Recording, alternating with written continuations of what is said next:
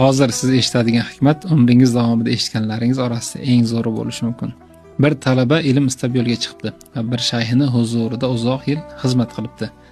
Shu vaqt oralig'ida 4000 ga yaqin hikmat o'rganibdi. Ilmi ma'lum bir darajaga yetgach, izn so'rab ketmoqchi bo'lganida ustoz aytibdiki, "Istaysam men senga bir hikmat o'rgataman." Shu paytgacha o'rgangan 4000 tani hammasini tarozida bosib ketadi.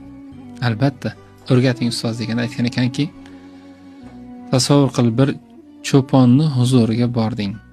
Uni iti birdaniga kelib senga yopishdi.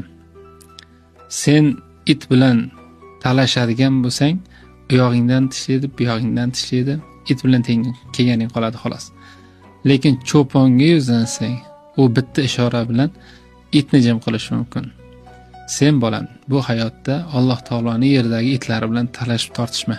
Butun diqqatingni cho'ponga, ya'ni Xudoy taologa qaratgin.